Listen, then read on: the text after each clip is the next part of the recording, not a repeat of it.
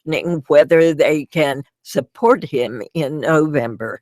The U.S. added 255,000 jobs last month, and in Miami, the fight against a local Zika outbreak continues. Here for the Friday News Roundup, Byron York of the Washington Examiner, Ruth Marcus of the Washington Post, and Reed Wilson of The Hill. And as always, you can join us, 800-433-8850. Send us an email to drshow@wamu.org. Follow us on Facebook or Twitter, or if you like, you can watch video streaming of this hour.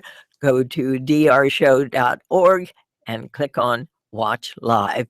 Welcome to all of you. Good morning. Hi. Good to be here. Good to see you. We now have the jobs report for July. Reed Wilson, what do you make of it? It is an almost uniformly positive report. 255,000 private jobs added in the last month over July. The unemployment rate is stable at 4.9%, but the labor force participation rate is up. This is something that a lot of people have pointed out over the last 8 years, that even as jobs have been added and the unemployment rate has dropped, the number of people actually looking for jobs has been down. It's now ticking up a little bit, a sign that people were actually starting to look for jobs again. What about wages, Ruth Marcus? Wages are up, continue to be up just a little bit. All this news is good, but it's also news that I think is a little bit confusing for people for a few reasons. They don't necessarily feel that wage growth in their pocketbooks yet. They look at these job numbers, those come out every month, but they're also seeing what continue to be still pretty anemic growth rates. And I think there's, look, these are terrific numbers, and numbers that should make both the Obama administration and the Clinton campaign really quite happy. But I think, and we see this on the campaign trail, there's still a lot of underlying economic anxiety in the country among voters about where we are really heading. New York. And you did see in her convention speech last week, Hillary Clinton say that her main goal is to have more jobs at better wages. And so, yes, this is good news. Republicans made a big deal of the growth rate in the last quarter, 1.2%, not very good at all. A lot of Republicans wanted Donald Trump to make a bigger deal of that. I went to his speech in Ashburn, Virginia a couple of days ago, and he got around to it 53 minutes into his speech. So Republicans want their presidential candidate to make a bigger deal of economic conditions. But I mean, this is clearly good news. I think the issue with Hillary Clinton is how big a deal to make of it, because it's been my experience is you can kind of talk down an economy and say things are terrible, and people think, well, maybe it is for other people, but you can't really talk up an economy because someone will say, well, it's not really good for me. So that's her problem, I think. So what about the Fed? Is this going to change, alter decision making? Well, we had a really bad jobs report about 2 months ago Right. that I think may have scared the Fed into not hiking rates at next opportunity, or maybe even through the end of the year. A rate hike will come at some point, but the recovery probably has to be sort of more sustained at this level. I mean, in the last 3 months, we've averaged 190,000 jobs. That's great, but we did have that one blip a couple of months ago, which probably still scares people. More jobs reports like this make a rate hike more Janet Yellen likely. is scheduled to speak the 26th of August, Ruth. What do you suppose? I think she will be, as always, very careful and somewhat cryptic, which is the job of the Fed chair. But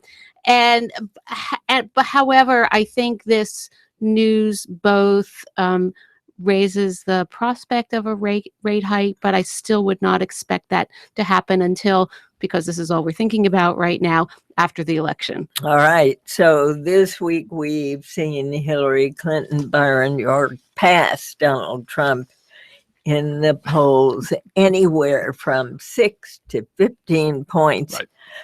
post-convention jump or more? Well, I think it's two things. I think she did get a bounce from her convention, which was well produced, well received, featured big speeches by the stars of the Democratic Party, the president, the vice president, the first lady, the former president. You didn't see those stars of the Republican Party speaking at their convention. So, convention bounce, yes. And also Donald Trump stepped in it in just a huge way in his fight with Khizr Khan, which began with a very calculated attack from the podium of the Democratic National Convention, to which Trump immediately responded very badly. So I think it's a mixture of those two things. And Republicans have just been tearing their hair out about this. I think we've all seen these stories about panic, which is true. And I think in the past, if you go back to the Judge Curiel affair, Trump creates a huge controversy. Republicans want to leave him, and Trump dials it back a little bit. Everybody starts breathing again, and then we're on to the next controversy. And I think we're seeing the dialing back starting right now. Hasn't he? This is on a totally different subject, but he said in regard to that plane landing with $400 million that he saw a video. He's now stepped back from that read. Usually, Diane, when we're doing the Friday News Roundup, I have to study up on non-politics things. This time I had to make a list of all of the things that Trump has said in the last week, just because there are so many of them. He refused to endorse Paul Ryan and John McCain, two highlights of the Republican Party. He suggested in an interview that people pull their 401k money out of the stock market. He said that he'd always wanted a Purple Heart, and that just having somebody give him one was easier. I can go on. Byron referenced the Khan family. He picked a fight with a crying baby at that event in Virginia earlier. He suggested that the elections may be rigged. And I've got more here. I don't want to take up the whole show, but this is any one of those comments. Remember when we were sort of paying attention to Mitt Romney's flubs on saying he had binders full of women and that 47% of the electorate wouldn't vote for him. That was the and oh, by the way, he was severely conservative. Those were the impolitic statements that Mitt Romney made during an entire campaign. Donald Trump has doubled or tripled that in a week. And just to add to Reed's most excellent list, that builds on the hacking comments, encouraging Russia to hack into DNC emails and Clinton campaign emails from the previous week. And I think there was one omission that actually meant a lot to me, which were Donald Trump's comments about what his daughter Ivanka and others should do if they were subjected to sexual harassment in the workplace, which is find another career or get another job. Ivanka Trump did clean that up. I think in general, I agree with everything that's been said. I think Donald Trump has turned what would have been a post-convention bounce into a post-convention pole vault by doing two things: saying a bunch of things that just really double down on people's concerns about him, and also saying things that take attention away from some missteps that Hillary Clinton has made after what I agree was a very well-produced convention. And so we did see Byron suggested that he's dialing down. We'll see. History does not suggest that Donald Trump can keep himself in check for that long, though this statement about that he was wrong about this Iranian video is something of a new development for Donald Trump. Significant. Fessing up, which he didn't do, for example, about those Muslims he allegedly saw celebrating in New Jersey. Well, it's the Iranian money tweet that he sent out a tweet saying, well, actually, I was looking at a video of something else, and it wasn't this. And it's being taken, as a huge sign that his advisors have now gotten him to just kind of at least pull back on the small things. As far as Trump dialing it back is concerned, if you look, we're on the radio. I can't give a perfect picture of this, but if you look at the Real Clear Politics streaming, if you look at the Real Clear Politics average of polls, they just go up and then they meet, and Clinton goes up and Trump goes down, and then they come back and meet. So I think that suggests we're in a really low cycle for Trump, I think. And I think that suggests that they'll meet again, maybe 2 or 3 times before the general election. Would you agree, Ruth? I'm not sure I agree, because but I do think it's possible. the direction of these polls is so uniform and so significant that I think the word was used on the front page of my newspaper this week, panic, about the feelings in the Republican Party.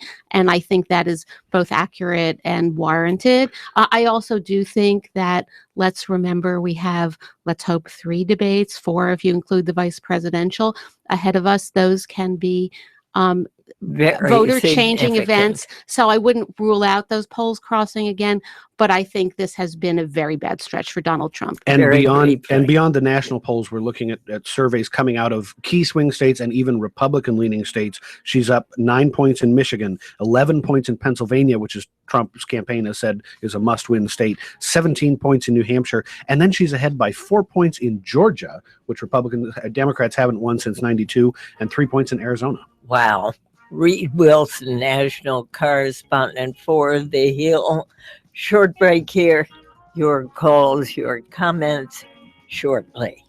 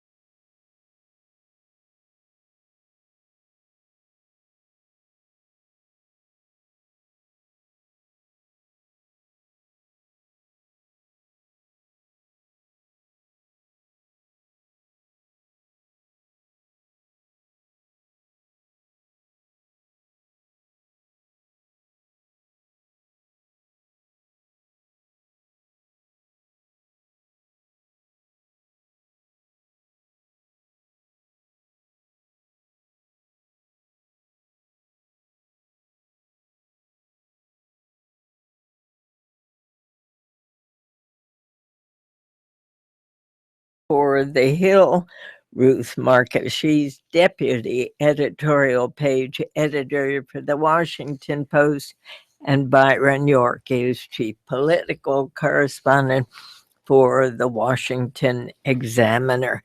We now have third-party candidates in the race, Gary Johnson, Jill Stein. To what extent are they affecting the polls at this point, Reed? A lot more than they will be affecting the polls on Election Day. Gary Johnson is in the high single digits, if not low double digits. One of the recent surveys that came out, I'm blanking on which one now, had him at 11% of the vote. That would represent about 10 times higher than the Libertarian Party has received in recent years. Gary Johnson himself got something like 1.3% in 2012. As we move towards Election Day and more Americans focus on the actual choice between them, of these 4 candidates in most states, some states have a lot more than just 4 candidates on the ballot for president, the real fight is going to come down to Hillary Clinton and Donald Trump. And in all of these early polls over the last several cycles, the third-party candidates tend to do a lot better in August and September than they do on actual Election Day. And what does it mean for debates? At what point are they allowed in the debates? I believe the threshold is 15%. We have seen them flirting with low double digits at some points. That doesn't seem likely. It's also not surprising, though, that voters in this context would express some interest in third-party candidates, even in the recent polling, even with this big pole vaulty bounce. Clinton's negatives remained at 53% negative. In the CNN poll, Trump was at 61. So voters are obviously looking for an alternative.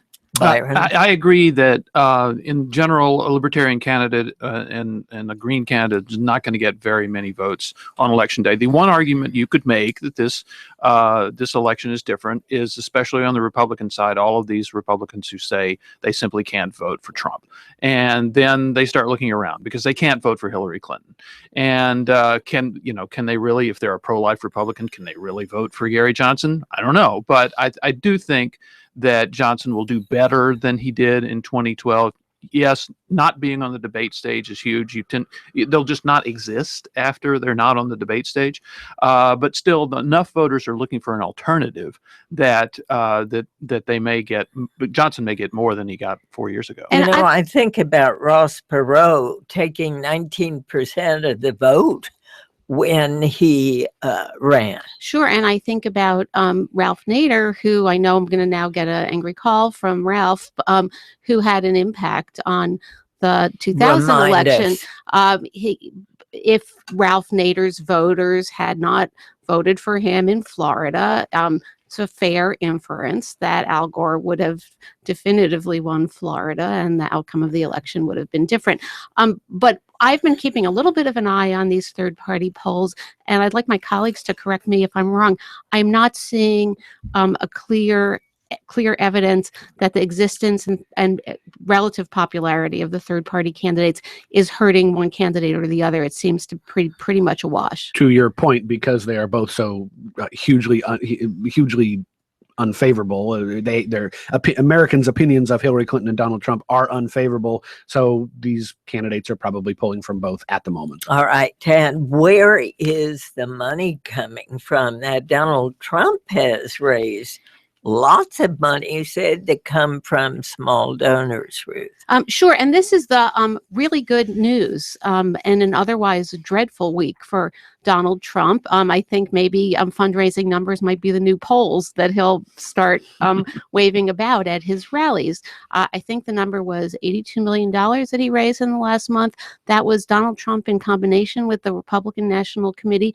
It is true that the Republican National Committee has a very strong history, not just of raising what we would think of as big bucks from deep-pocketed donors, but they have a very good fundraising list for small donations. We've seen with other candidates the incredible power of the internet in generating lots of money. Donald Trump has not deeply tapped into that in the past. So there is this gusher of money that was potentially available for him. There'll be two things to look at going forward. One is whether he can replicate that in month two. And the second is how much money it took to raise that money, because you can spend a lot of money on direct mail and phone calling, and your yield might not be as great as your total. This really is huge for Donald Trump because he had been so far behind, and also because it required a complete about face from his rhetoric in the primaries, where he always said all of these other guys, they're just the puppets of the big donors. The big donors own these guys, and I'm so rich I don't have to take anybody's money.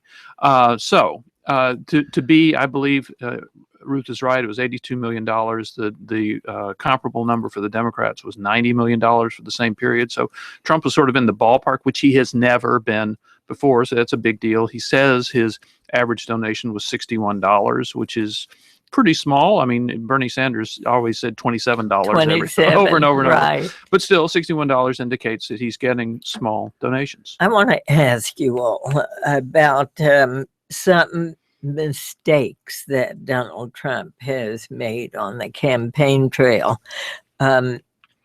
He's forgotten names. He's used the wrong names.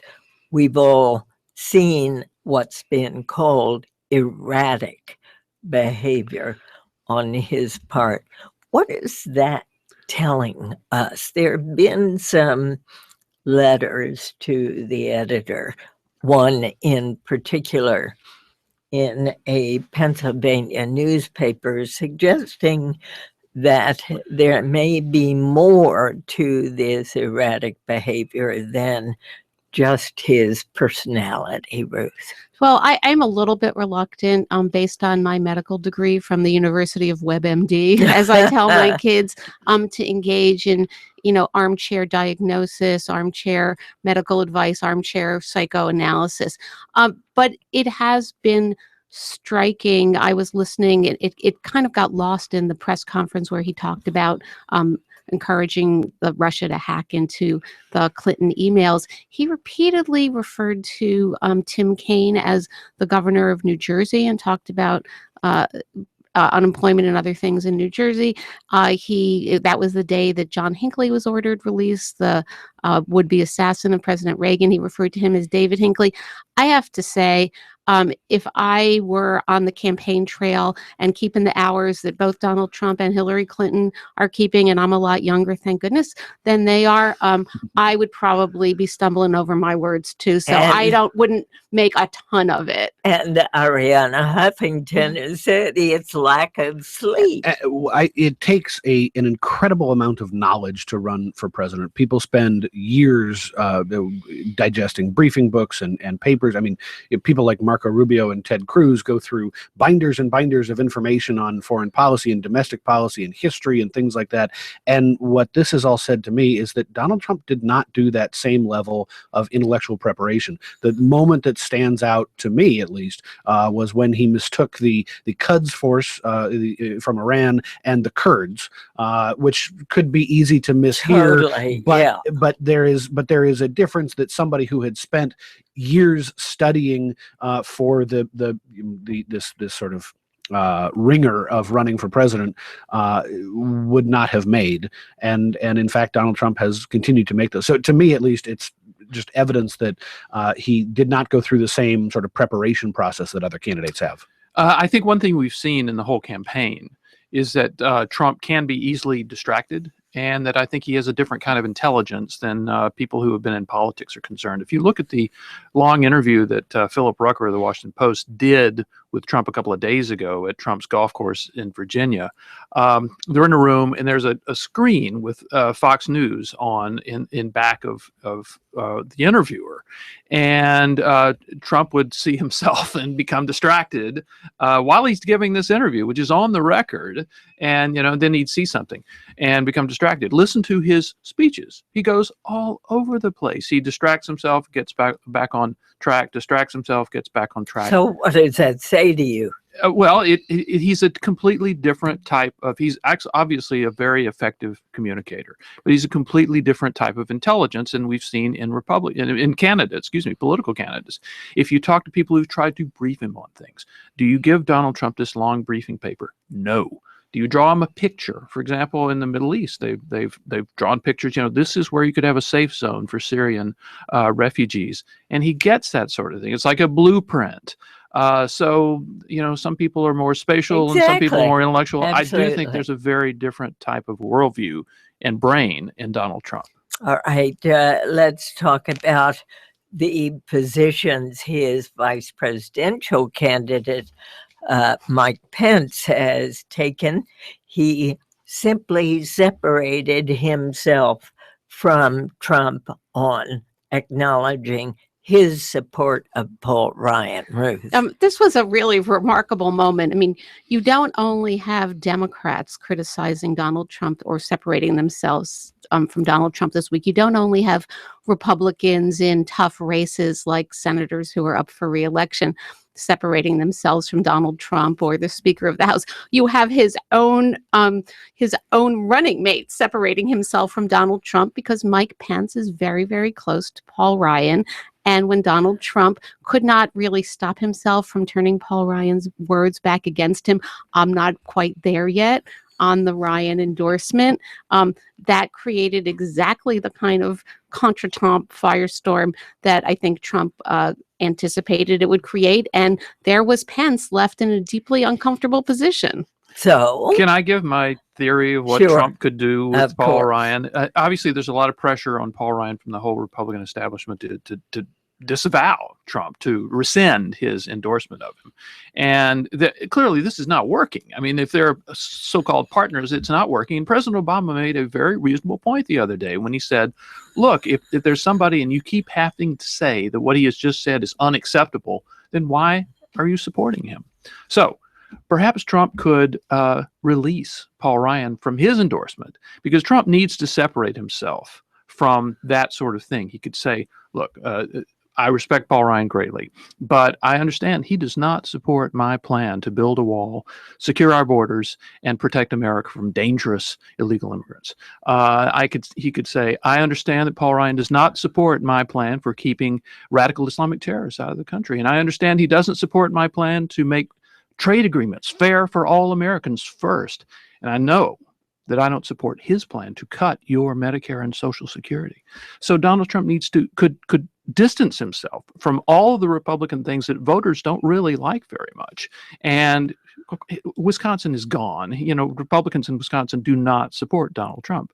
He's the Republican candidate, but he can't run as a Republican because it's not working. And let me just say, this is, from a practical political standpoint, this is not a good fight for Donald Trump to pick. Paul Ryan faces a primary. Is it next week? It's coming up in the next Tuesday. Okay, this coming Tuesday. He's going to win that primary, and he might go north of 80% of the vote. It makes no logical sense for Donald Trump to have picked this fight with Paul Ryan, but for the fact that he feels slighted and feels the need to take a shot back. I think, let me just remind you, you're listening to the Diane Rehm Show. Ruth, I do believe the comments that Trump made about the Gold Star family were something that really disturbed not only veterans, not only those who have friends, loved ones serving in the armed forces. It bothered everybody. It bothered everybody, and it bothered everybody for a good reason, which is that he simply went too far, not just complaining about Kaiser Khan, who he said had attacked him viciously from the stage at the convention, but also raising questions about whether Mrs. Khan had anything to say, he said, or had been kept silent or been told to stay silent as a result of her religion. Mrs. Khan, Ghazala Khan, wrote an op-ed for the Washington Post that was online on Sunday and in the newspaper Monday morning. It was, I spoke to her Sunday morning extensively and to help her prepare that op-ed. We spent about 30-40 minutes on the phone. Let me tell you, and please anybody read the op-ed and you'll see for yourself, she had a lot to say. She had a lot to say about her son. She had a lot to say about how, she was crying during this conversation, and I have to say, I might have been too, because her son was killed 12 years ago, and the pain of this is so fresh for her.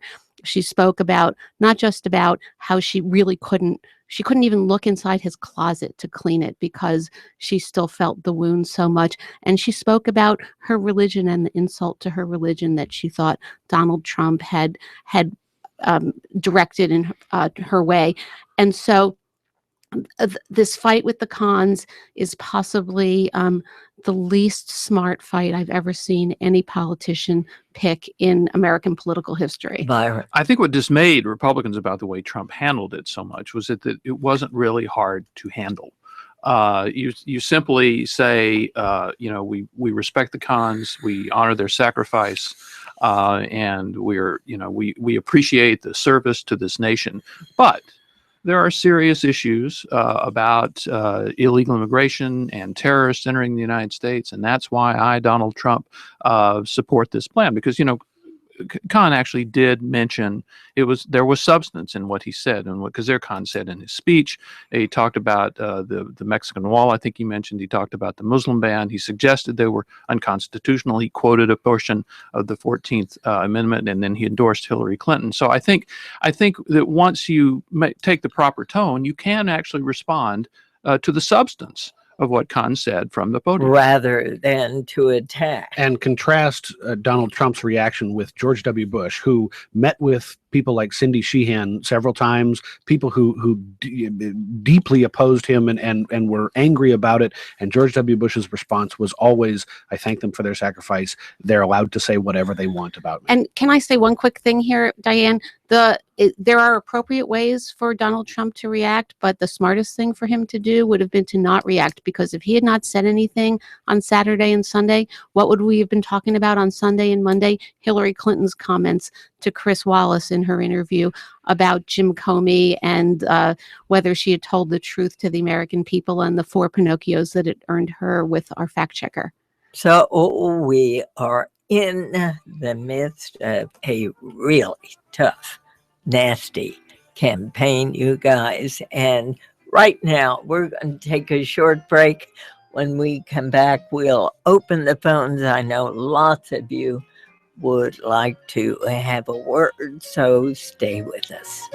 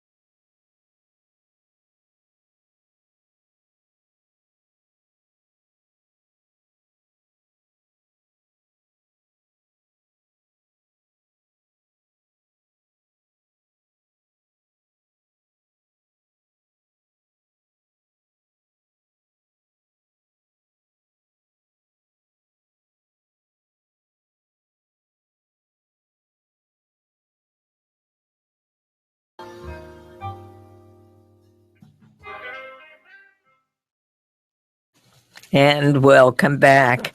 It has certainly not been all good news for the Democrats this week. 3 more party leaders stepped down over the emails that were leaked, Byron, just before the convention. What happened? Well, it was a disastrous start to the Democratic convention. I mean, we all got to Philadelphia, and Debbie Wasserman Schultz was going up in flames, and then they waited till after the convention for the what was it, the communications guy, the CFO, and somebody else basically the top structure of management.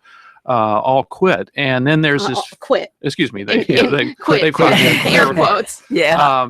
And you had Donna Brazile, who has taken over the party on an interim basis, coming out and saying, well, we know there's more stuff coming that we'll have to apologize for. So this is something that truly has been, it was reported quite a bit at the convention, but the after effects, I think, have been a little lost in our attention to Trump right now. So CEO Amy Dacey, the communications director Louis Miranda, and the CFO Brad Marshall were all out. Marshall was the one who had suggested in one of the emails that Bernie Sanders' religion would be a fair topic. So interesting thing that has emerged this week is that the FBI apparently knew that these two Russian units had gotten access to the DNC files last fall, and they didn't tell the DNC until this spring. I assume they were watching to sort of trace back to where they exactly were coming from. Whatever they could learn from watching these hackers operate. But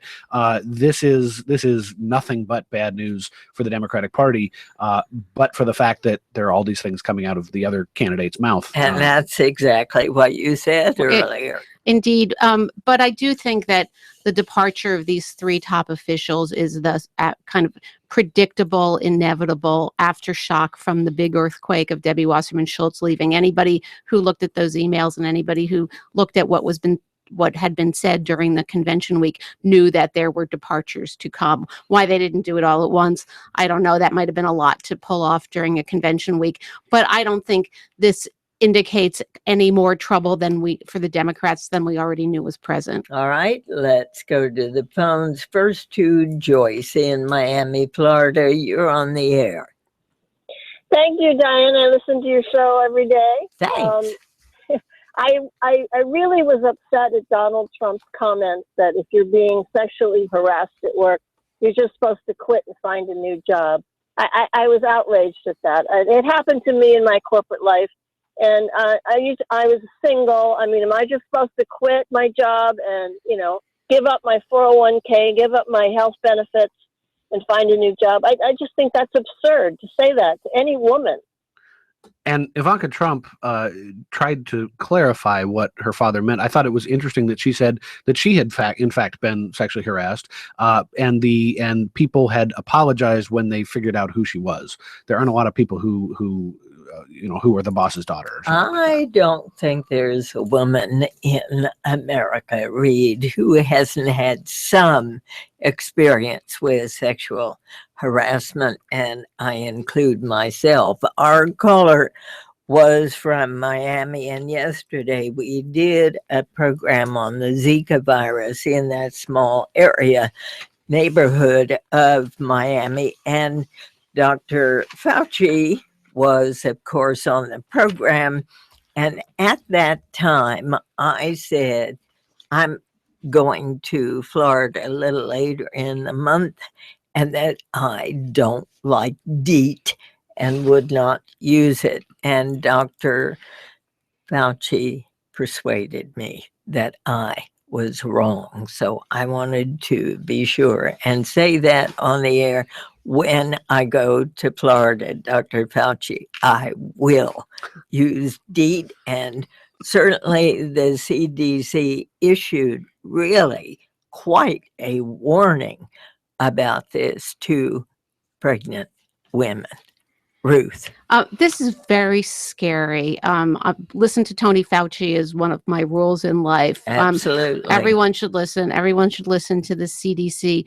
The notion that we have this warning in Florida that there are likely to be other places where we have such outbreaks, there might be an expansion, and couple that with the just inexplicable and outrageous failure of Congress to provide adequate funding to deal with this mess before leaving town for its summer vacation. You know why. In a dispute over extraneous things, and there's a lot of finger pointing in a lot of different directions. But if we cannot, as a country, prepare ourselves and adequately fund known disasters that are rolling in our direction, we are in some big trouble. Well, actually, I agree with that. There is this period before a presidential election in which the government traditionally does nothing. I mean, just nothing. Congress can't agree. They all go. They just want to go out and campaign anyway. And most of the time, they don't actually need to do anything in some urgent way. And here they did. And it was really striking where you had Republicans saying, we want to provide this amount of funding for Zika, and Democrats saying, we want to provide this amount of funding. And it seemed to be an easily solvable problem. And yet in the end, it wasn't. And part of it was because of Planned Parenthood. And it seemed to me that that was a pretty extraneous reason not to fund a very serious threat. Right. Look, if you are on one side against the Planned Parenthood funding, you say, how outrageous is it that Democrats are holding up this funding because they won't allow any incursions on Planned Parenthood, and plus Planned Parenthood wasn't named in this, and yada, yada, yada. And if you're on the other side, you say, how outrageous is it that Republicans will not allow this money to go forward because they are so insistent on depriving Planned Parenthood of funding. You can guess which side of this I come down on, but one of the things that I find most disturbing is that of all the things that we should be funding in the face of the Zika threat, it is access to contraception. We want people who don't want to be pregnant or want to avoid pregnancy in dangerous areas to have as much access to contraception as they can. That is a big piece of the business. I'm waiting for the emails about abortion providers, but that's okay. Bring them on. But providing access to contraceptive services is a big piece of Planned Parenthood business, period. To Christine in Syracuse, New York, Syracuse, Indiana. Hi, you're on the air. Hello, yes. We live in a state was governed by Mike Pence. I could go on about that, but my question is about the fourth estate, the news media. I have yet to see them pivot to cover Donald Trump the way he needs to be covered. I watched the Sunday interview with George Stephanopoulos, and I also watched the Democratic convention, and you could see on Mrs. Khan's face the turmoil that she was in. Any normal person with any kind of feeling could have seen it. And then I listened to a gentleman like Jonathan Karl regurgitate information, Trumpisms, as some sort of solution to his inability to act like a normal human being. No one confronts him in any of these interviews. No one asks him questions. I'm curious as to when this man will have moment upon moment where he is questioned over his stupidity. It just stymies me that this man has so much television play, and yet no one confronts him. Byron. Well, I see this from an entirely different side. I mean, I think the coverage of Trump has been overwhelmingly negative in the past 7 days. And I'm not saying if that's good or bad. I think it's just been very, very negative. As a matter of fact, at Harvard, the Shorenstein Center did a study on press coverage of Trump in the whole primary season and now in the general election. And they found that the coverage of Trump was really quite neutral to positive early on, when there was so much horse race coverage, just horse race all the time. And Trump was doing well in the horse race, and they found that the coverage was relatively neutral. And Trump absolutely benefited from that. After Trump wrapped up the nomination, even before May 3rd, when he formally gets it, the press coverage becomes more and more negative because it's more and more him versus Hillary Clinton, and there's more attention paid to everything he says. And I believe if they continue that study, which they're doing now, but when we see it, I think the negative line will continue to go up. You know, part of the problem, for example, watched John Dickerson interview Trump, and face to face, Trump refuses to directly respond to the questions that are asked. He veers left or he veers right. And I think we need to make a distinction here between media as this sort of one overarching industry. I mean, there are a lot of different types of media. In an interview on CNN, when whoever it is only has 4 minutes to show something on air, you're right. Trump is all over the place, and it's hard to sort of get him into a box. But there has been a lot of really excellent coverage in the Washington Post. Phil Rucker just did that interview a couple of days ago. In the New York Times, in papers across the country. I don't mean to just single out two. It's been a lot of them on Trump's business dealings, on his overseas business, on his relationships in Atlantic City. Just like there has been really tough coverage on Hillary Clinton. So if you're only watching television, you may get one thought, and reading newspapers is another. I would like to stick up for reading newspapers and reading newspaper websites, but I'm also going to stick up here for my television colleagues. Reed is right. Trump is particularly elusive in being pinned down, but that is capable of happening. Jake Tapper did a magnificent job of asking him the same question, something like 27 times. And if you look, the notion of John Karl regurgitating really rankles with me, because that is not who he is. Look at that Sunday interview. George Stephanopoulos asked the questions that allowed Donald Trump to hang himself, both in his response about Mrs. Khan and in his discussion about what Russia was doing in Ukraine and Crimea. So our job is not to destroy Donald Trump or defeat Donald Trump as the media. Our job, and I think the television networks are doing it as well as print journalists, our job is to ask him questions that elucidate information and allow voters to make their own judgments. And one of the things he's done that Republican strategists are kind of amazed at is he continues to grant interviews. The entire problem, if you look at the Khan controversy, the troubles he made for himself were in interviews. I watched, I think, 3 of his speeches: Columbus and Mechanicsburg, Pennsylvania, and then Ashburn, Virginia. Didn't mention it at all. But then he goes and does an interview, and he can't control himself in the interview. And I think that a number of Republicans would advocate Trump to have a more Hillary Clinton-like press strategy and not do. Hillary Clinton did do a Sunday interview, but generally does not do very many. And we all know she hasn't done a press conference in forever. To take a more Clinton-esque strategy with the press. All right. To Houston, Texas, Surrender, you're on the air. Yes, thank you for taking my call. Certainly. I want to know how many times Donald Trump filed for bankruptcy and how many times he changed the party from Democrat to Republican, Republican to Democrat. Well, I think Donald Trump would tell you that he has never personally filed for bankruptcy, and the number of business bankruptcy filings that he's had is at least 4, but possibly as many as 6. He was a Democrat, then he became a Republican. I can't give you a TikTok on the back and forth there. And you're listening to the Diane Rehm Show.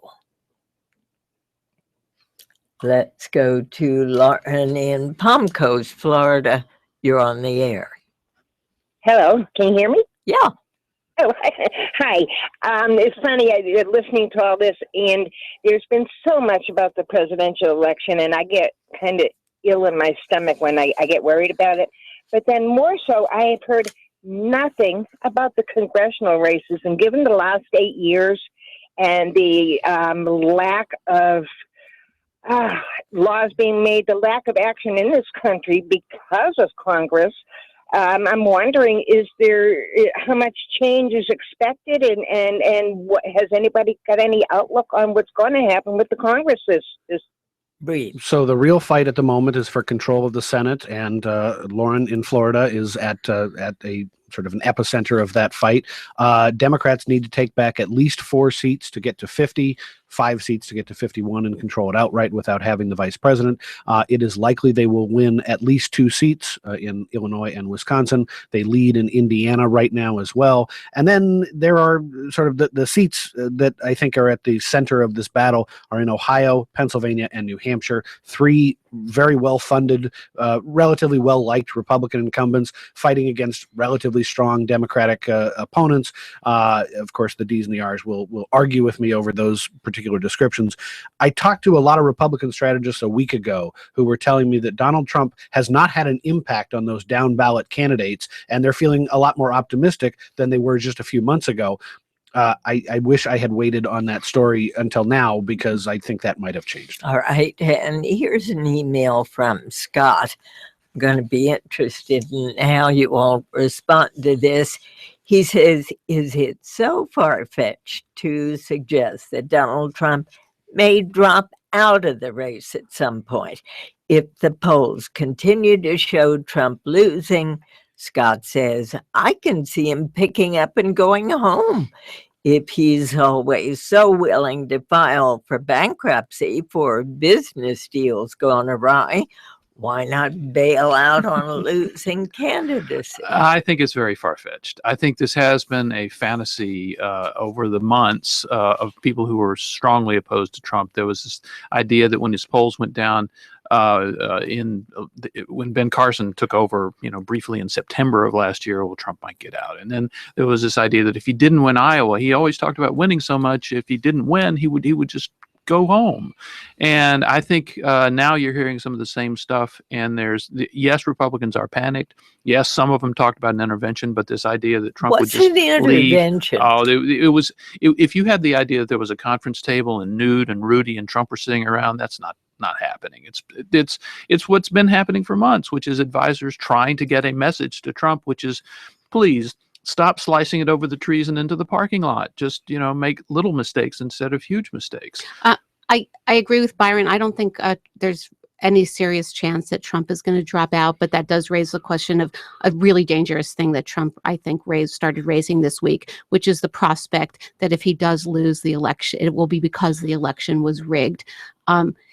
He may well lose. The polls now suggest he will lose. I think that for him to suggest that it would be because the election is rigged is very dangerous and very bad for democracy. I also thought it was unwise of President Obama to say that if the election were held at a time when the polls showed that Trump was 15 points ahead, that then he could raise questions.